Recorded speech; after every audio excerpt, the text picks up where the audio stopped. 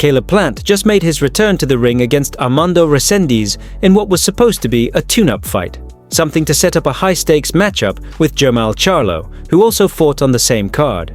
The idea was clear: line up both guys with manageable opponents, build some hype, and then cash in on a big-name showdown between two guys with real tension.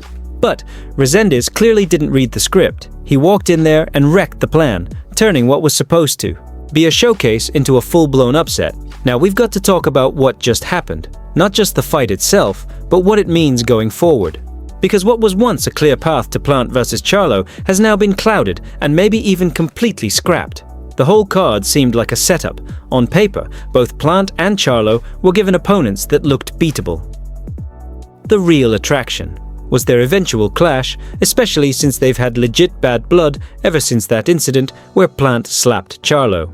It's been building for a while, and instead of going straight to it, PBC tried to stretch things out, following the trend we've seen lately. Delayed fights, drawn-out build-ups, and trying to squeeze out extra attention before delivering the actual big fight. But if you've watched any of these recent Saudi cards like Day of Reckoning or the 5v5 event in Riyadh, then you know that plans don't always work out when you try to micromanage matchups. And this was no different. Now, the fight itself started out well for Plant. He looked sharp through the opening rounds. He was using his jab, controlling the distance, boxing well off the back foot.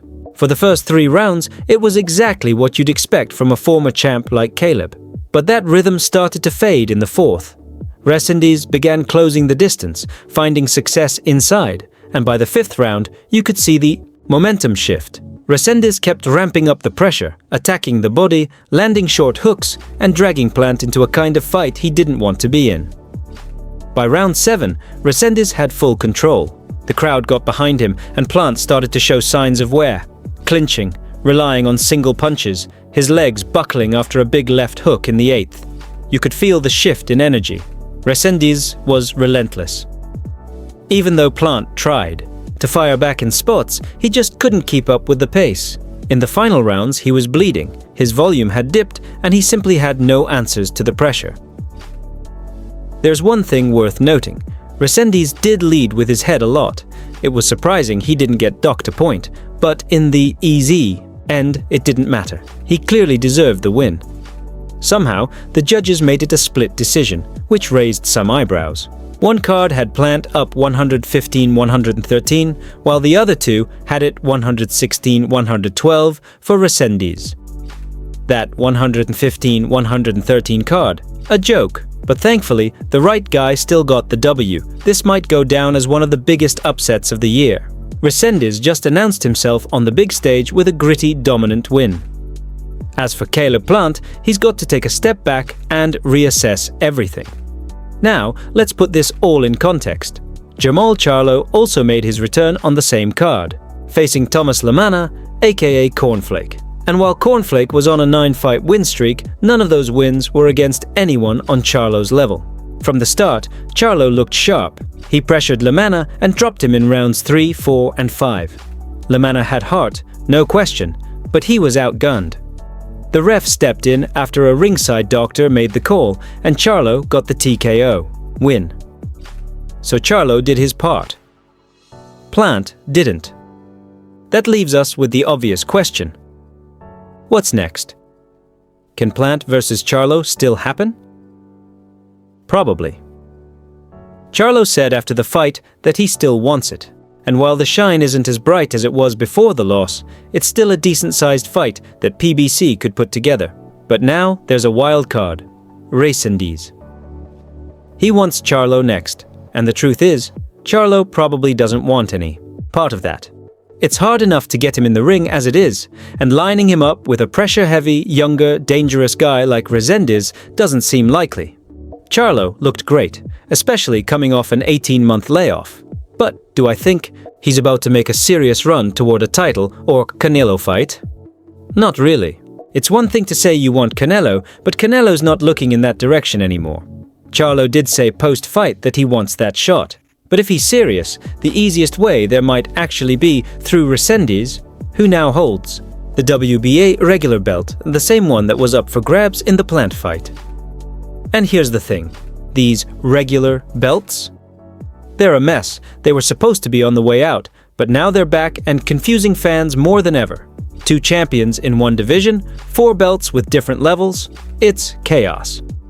But for Charlo, the options are limited. Either fight Plant for the money or go after Resendiz for a belt.